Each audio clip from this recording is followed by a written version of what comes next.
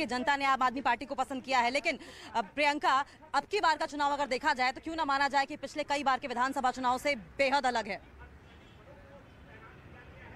देखिए, विधानसभा चुनाव से तो जाहिर तौर पर निकाय चुनाव अलग ही होते हैं, लेकिन जिस तरीके से आप बोल रहे थे, एड़ी छोटे का जोर तो इस बार भी खूब लगा है। और बीजेपी की तरफ से ऐसा नहीं है कि पहली बार ऐसा देखने को मिल रहा है कि तमाम केंद्रीय मंत्री जो हैं वो आ रहे हैं, रैली कर रहे हैं। इससे पहले भी जो एमसीडी के चुनाव 2017 में हुए, इसी तरीके से केंद्रीय मंत्री गली गली नुक्कड़ सफा भी करते थे। और आम आदमी पार्टी की जब हम बात करते हैं तो उनके पास स्टार प्रचारक अरविंद केजरीवाल ही है। अरविंद केजरीवाल के रोड शो, उनके तमाम लीडर्स के जिस तरीके से गली मोहल्ले में जा जाके उन्होंने लोगों के साथ कनेक्ट किया, एक काडर जो उनका बहुत स्ट्रांग है झुग्गी झोपड़ी में, वहां पर वो हमेशा 5 साल एक्टिव रहा। तो ये कहना तो गलत होगा कि जोर आजमाइश दोनों पार्टी की तरफ से नहीं की गई, बल्कि जिस तरीके से एमसीडी के चुनाव होते हैं या जिस तरीके से दिल्ली में कोई भी चुनाव होता है, उसी तरीके से, उसी जोश खरोश के साथ और उसी तरीके के प्रचार प्रसार के साथ इस बार के एमसीडी इलेक्शन को भी कंडक्ट किया गया था। जब हम पॉलिटिकल पार्टीज की बात करते हैं, ऐसे में अगर बीजेपी की हम बात करें तो देखिए, हार जरूर रही है बीजेपी, जिस तरीके के रुझान आ रहे हैं, लेकिन अगर आप कहें कि 15 साल की एंटी इनकम्बेंसी के बाद अगर इस तरीके का रिजल्ट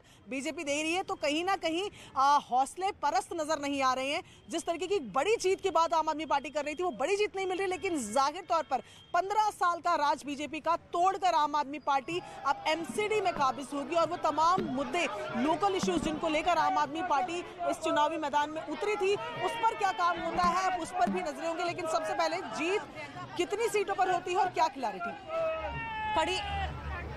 जी हाँ, इतनी लंबी एंटी इनकम्बेंसी के बावजूद अगर इतनी कड़ी टक्कर दे रही है तो ये वाकई आम आदमी पार्टी के लिए सोचने वाली बात है। लेकिन दुर्गेश पाठक ने क्या कुछ कहा ये आपको सुनाएंगे, लेकिन उसके पहले हम आपको लिए चलते हैं इलेक्शन कमीशन के बाहर से। हमारे सहयोगी लगातार मानव भी जुड़े हुए हैं। मानव, आप वोटिंग सेंटर के बाहर मौजूद थे, रुझानों को लगातार आते हुए देख रहे थे, किस तरह का वोटिंग परसेंटेज आपको दिखाई दे रहा है तीनों ही पार्टियों की अगर बात करें तो?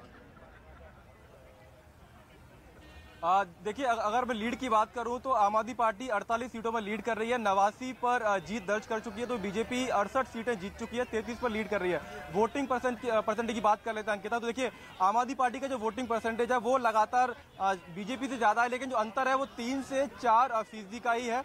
और ये अंतर लगातार कम भी हो रहा है जैसे जैसे नतीजे आ रहे हैं। तो अगर बीजेपी के वोट शेयर की बात करूं तो 39.15% है, आम आदमी पार्टी का वोट शेयर 42.39% है, और कांग्रेस का जो वोट शेयर है वो महज 11% के आसपास रह गया है। तो इससे अंदाजा लगाइए कि वोट परसेंटेज बीजेपी और आम आदमी पार्टी के उसमें बहुत ज्यादा अंतर नहीं है। और एक यही बड़ी वजह है कि फाइट कड़ी दी है बीजेपी ने। और खास बात यह है, जो निचले तबके के इलाके हैं वहां पर आम आदमी पार्टी को, कांग्रेस को वोट मिले हैं, और जो कम के इलाका है जहां पर मिडिल अपर क्लास के लोग हैं वहां पर जीत रही है भारतीय